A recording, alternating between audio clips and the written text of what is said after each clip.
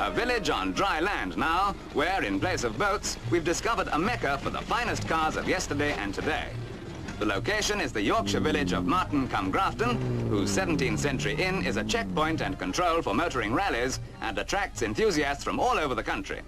Old crock lovers will recognize this 1910 Renault, but every car here merits its circle of admirers.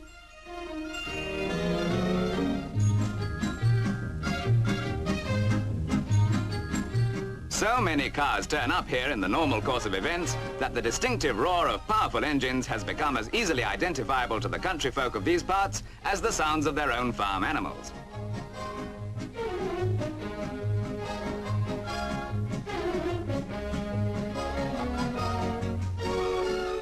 On most occasions, however, the impressive gathering has nothing to do with a rally, but the pub itself, although not for the reason you think.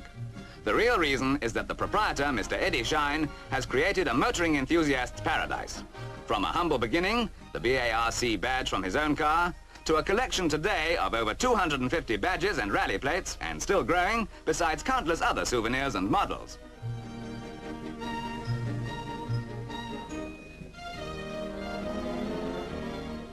Many customers, like Peter Bolton here, are famous present-day rally drivers, but Eddie caters for every taste.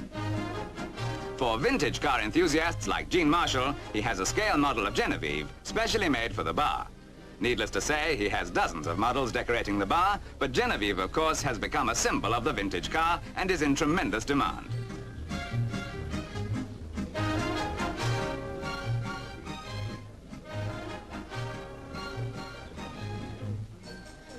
A 1904 Durac radiator makes an ideal frame for badges, quite a few of which have a fascinating story to tell. For example, one is thought to have come from Goering's bulletproof Mercedes.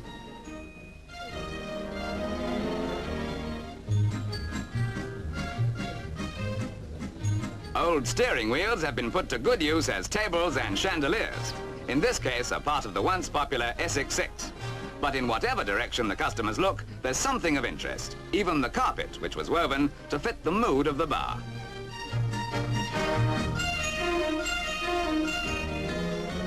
Even if you're one of the apparent minority these days who doesn't get any thrill out of cars, vintage or otherwise, one can't help but be fascinated by this unique setting. To cap it all, you get real Yorkshire hospitality here, at least that is to say until they say... That's right, time, gentlemen. Wouldn't expect an AA minivan to take on a rescue operation at any of these exotic rendezvous. Nor would you get yourself into a position like this, getting there. This is nothing to do with modern motoring. We're back in the early days again. Just look at this lot.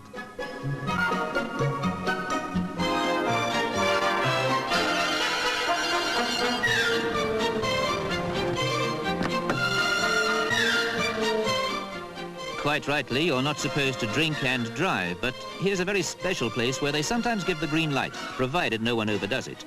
They're nipping into the Derby Arms at Inskip, Lancashire, not far from Preston. It's not only a pub, but a museum of motoring, where you might be tempted to order beer by the gallon instead of by the pint.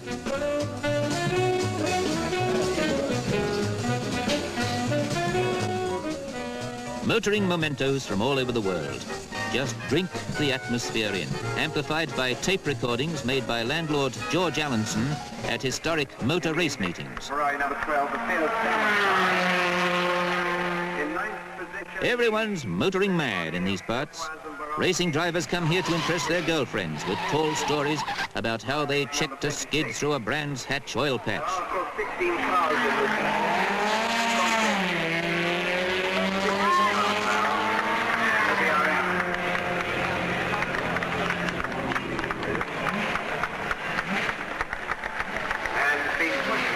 Call it a gimmick if you like, but vintage car enthusiasts come from all over the country just to get the feel of the pub that should really be on wheels.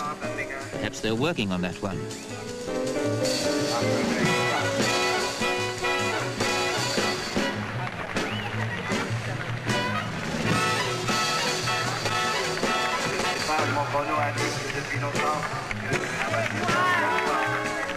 For wallpaper, Mr. Allenson has collected registration plates from every state in the USA, and more besides. The next place, especially is the Bolton family,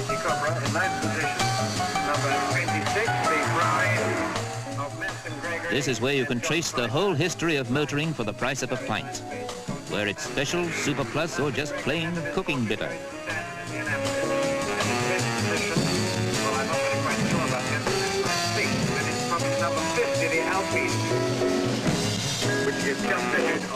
There's the veteran vintage bar for the sentimentalists and the Grand Prix bar for the hot rod hotheads.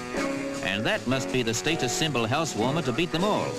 And here's Mr. Allinson's way of telling his customers it's drinking up time. Mr. Allinson's motoring pub must be the only one in the land that really deserves to be called a roadhouse.